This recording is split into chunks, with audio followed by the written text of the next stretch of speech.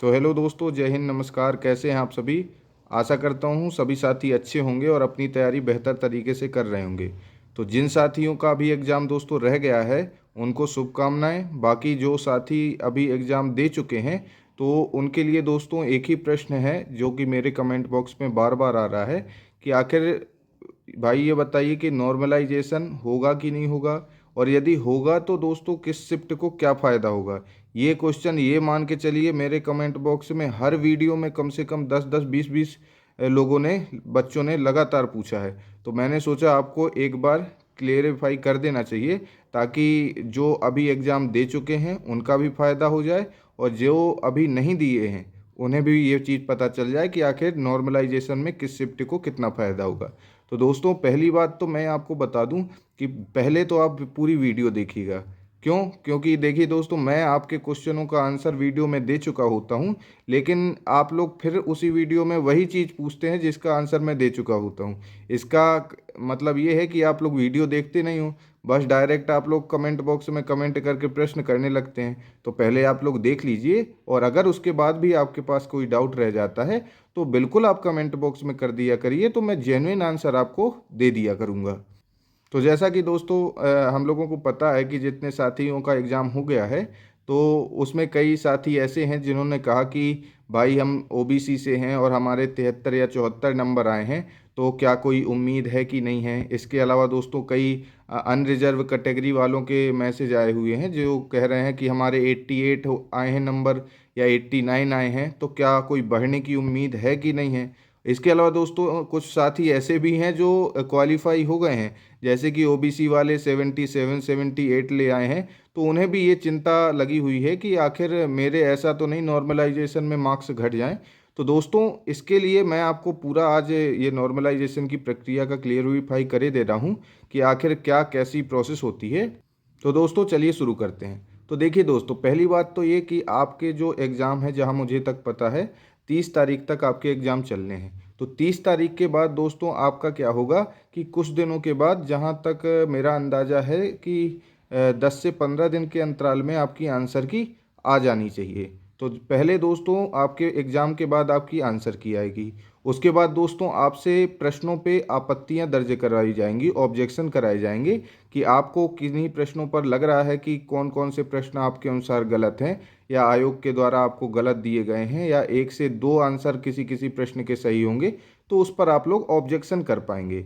फिर दोस्तों उसके बाद आपका रिजल्ट आएगा। जितना भी दोस्तों समय लग जाए, महीने 2 महीने, अभी तो इसका कोई अनुमान नहीं लगाया जा सकता, तो जितना समय लग जाए फिर आपका रिजल्ट आएगा। उसमें दोस्तों आपके रॉ मार्क्स और नॉर्मलाइजेशन मार्क्स दोनों होंगे। अब ये दोस्तों रॉ मार्क्स क्या है, जो दोस्तों आप लोग कंप्यूटर स्क्रीन में अभी करके आ रहे हैं, ये आपके रॉ मार्क्स कहलाते हैं। और दोस्तों जो घट या बढ़ जाते हैं वो आपके नॉर्मलाइजेशन मार्क्स कहलाते हैं। तो ये दोस्तों आंसर की और ऑब्जेक्शन के बाद ही आपका जब फाइनल रिजल्ट आता है उसमें दोनों नंबर शो होते हैं। तो दोस्तों नॉर्मलाइजेशन की प्रक्रिया बताने से पहले मैं आपको कुछ आपके जो ईएसबी के या व्यापम के जो रिजल्ट हैं पुराने वाले, शिक्षक भर्ती वाले, वो दिखाई दे रहा हूं। तो पहले तो दोस्तों आप लोग स्क्रीन में देख रहे होंगे, ये मेरा ही रिजल्ट है वर्ग 3 का। तो इसमें दोस्तों यदि आप लोग नीचे देखेंगे जिसमें मैंने रेड मार्क किया हुआ है, तो इसमें दोस्तों आप लोग देख रहे होंगे कि मेरे जो रॉ मार्क्स थे वो 107 आए हुए थे। क्योंकि दोस्तों पहले ये टेट नहीं होता था, इसी टेट के बेस्ड पर ही आपका सिलेक्शन हो जाया करता था। तो ये दोस्तों मेरे 107 मार्क्स रॉ आए थे, 107.5। लेकिन दोस्तों इसके बाद जब मेरा नॉर्मलाइजेशन हुआ तो आप लोग देख रहे होंगे कि वो नंबर घट के 103 हो गए। यानी कि कितने नंबर घटे हैं दोस्तों, 4.5 नंबर के आसपास मेरा माइनस हो गया है। तो आप लोग देख रहे होंगे दोस्तों कि मेरा जो वर्ग 3 में है, चूँकि दोस्तों सिलेक्शन इसीलिए रुक गया था क्योंकि ईडब्ल्यूएस कैटेगरी से था मैं, और 105 नंबर पे सिलेक्शन हो जाता था। लेकिन चूंकि अब नॉर्मलाइजेशन के शिकार हो गए दोस्तों, तो उस पर क्या कर सकते हैं, वो तो प्रक्रिया है। तो ये हो गया दोस्तों वर्ग 3 का। इसके अलावा दोस्तों मैं दूसरा रिजल्ट दिखा रहा हूँ। ये दोस्तों मेरा रिजल्ट नहीं है, ये मेरे साथ के एक ओबीसी कैटेगरी का मित्र है मेरा, तो उनका रिजल्ट है। तो वो दोस्तों आप लोग स्क्रीन में देख रहे होंगे कि इनके दोस्तों रॉ मार्क्स जो हैं वो आपको 77 या 76, 77 के आसपास दिख रहे होंगे। तो दोस्तों इनके जो नॉर्मलाइजेशन के बाद के जो मार्क्स हैं, आप लोग देख रहे होंगे कि 87.7 हो गए हैं दोस्तों। तो आप लोगों ने देखा यहाँ पर कितने बढ़ गए दोस्तों, 10 नंबर के आसपास इंक्रीज हुआ है। आपने पहले देखा दोस्तों कि वर्ग 3 में मेरे कितने मार्क्स माइनस हुए, 4.5 नंबर के आसपास माइनस हुए। इसके अलावा दोस्तों ये जो वर्ग 2 में जो मैं अपने मित्र का आपको रिजल्ट दिखा रहा हूँ, इनके बढ़े कितने हैं दोस्तों, 10 मार्क्स बढ़े हैं। तो आखिर दोस्तों इस तरह अब आप लोग सोच रहे होंगे कि इस तरह दोस्त कि भाई कैसे पता लगा सकते हैं कि आखिर किस शिफ्ट को क्या फ़ायदा होगा।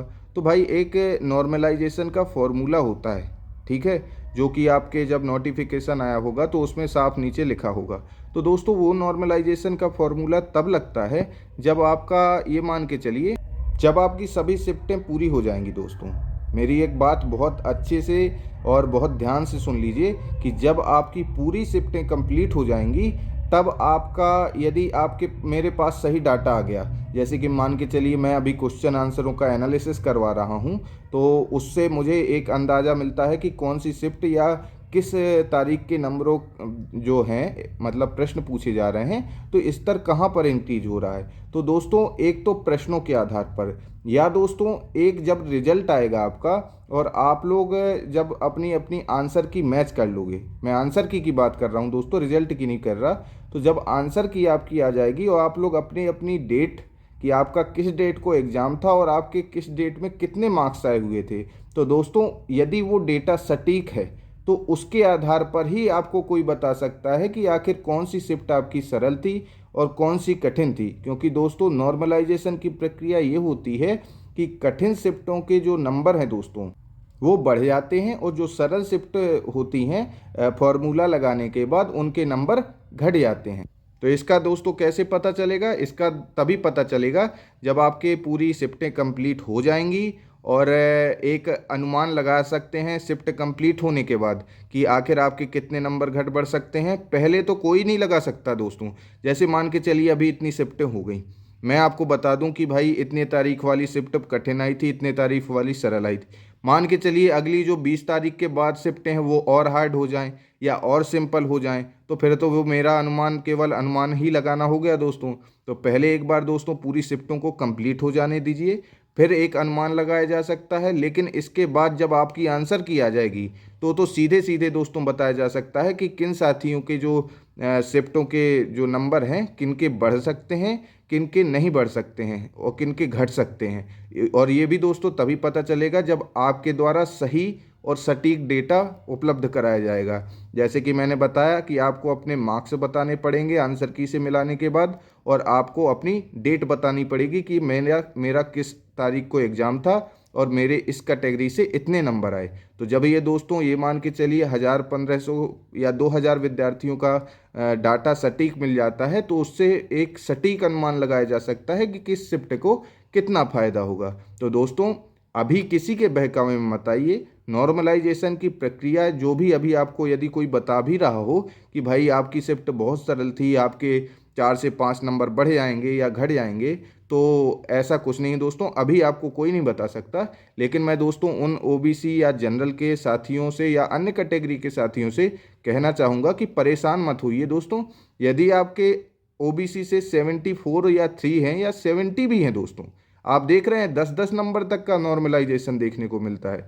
तो दोस्तों यदि आपके 75 में से ये मान के चलिए 65 भी हैं, 70 भी हैं, तो परेशान होने की कोई ज़रूरत नहीं है। और अगर किसी के दोस्तों ज़्यादा हैं तो वो भी परेशान मत होइए, क्योंकि देखिए अगर आपके बढ़े हैं तो बढ़ भी सकते हैं और घट भी सकते हैं। तो भाई जो चीज़ अभी कोई निश्चित ही नहीं है तो उस चीज़ की हेडेक लेके क्या फ़ायदा। तो इसलिए दोस्तों परेशान मत होइए। जितने आपके नंबर हैं, मैंने आपको इसीलिए पहले शुरू में दिखाया कि कितने कितने नंबर का नॉर्मलाइजेशन हो सकता है।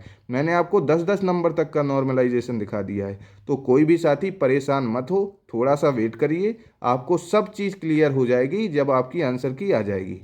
तो सभी साथियों से एक अनुरोध है कि सभी साथी अपनी तैयारी अच्छे से करते रहें। बाकी जो नॉर्मलाइजेशन का था दोस्तों, तो मैंने आज आपको पूरी प्रोसेस बता दी है, इसलिए किसी के बहकावे में मत आइए।